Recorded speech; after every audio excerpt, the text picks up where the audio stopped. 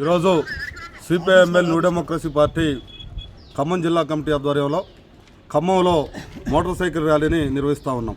దీని ప్రధానమైనటువంటి ఉద్దేశం తెలంగాణ రాష్ట్రంలో అధికారంలో ఉన్నటువంటి కాంగ్రెస్ ప్రభుత్వం ముఖ్యమంత్రి రేవంత్ రెడ్డి గారు ఎన్నికల నాడు అనేక రకాలైనటువంటి వాగ్దానాలని అనేక రకాల హామీలను ఇవ్వడం అనేది జరిగింది. ఎన్నికల మేనిఫెస్టోలో మీరు ఏవైతే పొందుపరిచారో ఆ హామీలన్నింటిని కూడా అమలు చేయాలని చెప్పి ఈ సందర్భంగా మనం డిమాండ్ చేస్తూ ఉన్నాం. అంతేకాకుండా మీరు 6 గ్యారంటీలను ప్రకటించారు, 420 హామీలని ప్రకటించారు. వీటిని వెంటనే అమలు చేయాలని చెప్పి CPIML new democracy party Telangana రాష్ట్ర కమిటీ ఆధ్వర్యంలో ఈ నెల 20వ తేదీన చలో హైదరాబాద్ కార్యక్రమాన్ని జయప్రదం కోరుతూ ఈ కార్యక్రమాన్ని నిర్వహిస్తున్నాం.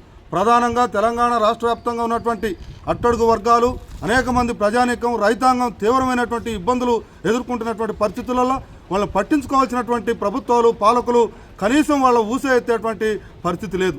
ఇవాళ మిర్చి ధర ఇలా 10,000కు 12,000కు 10,000 లోపుకుంటున్నటువంటి పరిస్థితి ఉంది.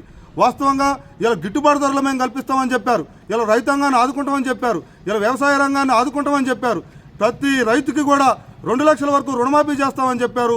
కనీసం అది 25% కూడా చేసినటువంటి పాపాన పోలేదు. ఇలా రైతు భరోసా పథకం ద్వారాగా ఎకరానికి 15,000 ఇస్తామని చెప్పారు. మీరు వెంటనే సేద్యం చేస్తున్నటువంటి రైతులందరికీ కూడా, వాళ్ళు కౌలు రైతులైనా పట్టాదారులైనా ఎవరైనా కానీ పంట పండించేటువంటి ప్రతి రైతుకి ఎకరానికి 15,000 మీరు ఏదైతే హామీ ఇచ్చారో దాన్ని అమలు చేయాలని చెప్పి ఈ సందర్భంగా మేము ప్రభుత్వాన్ని డిమాండ్ చేస్తా ఉన్నాం. ఇలా పెన్షన్లు పెంచుతామన్నారు, ఇలా పెన్షన్లు పెంచుతామని చెప్పి 15 నెలలు కావస్తున్నా కానీ ఈ రోజుకు ₹1 కూడా పెంచినటువంటి పరిస్థితి లేదు. ఇలా కళ్యాణ లక్ష్మి పథకం ద్వారాగా ₹1,00,000తో పాటు తులం బంగారాన్ని మహిళలకు అందిస్తామని చెప్పారు.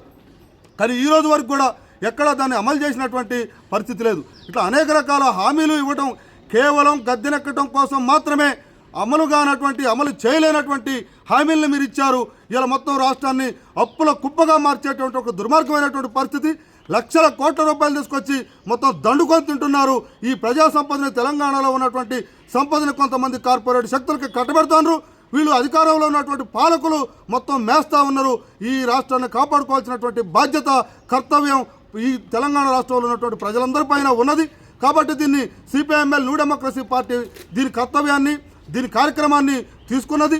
రాబోయేటువంటి కాలంలో మీరు ఇచ్చినటువంటి హామీలని, మీరు ఇచ్చినటువంటి వాగ్దానాలని, గ్యారంటీలని అమలు చేయని ఎడల మీ మెడలు వంచైనా కానీ అమలు చేసే విధంగా సిపిఐఎంఎల్ న్యూ డెమోక్రసీ పార్టీ దశల వారీ కార్యక్రమాలని, ఆందోళనని కొనసాగిస్తుంది అని చెప్పి ఈ సందర్భంగా ప్రభుత్వాన్ని హెచ్చరించడం జరుగుతూ ఉంది.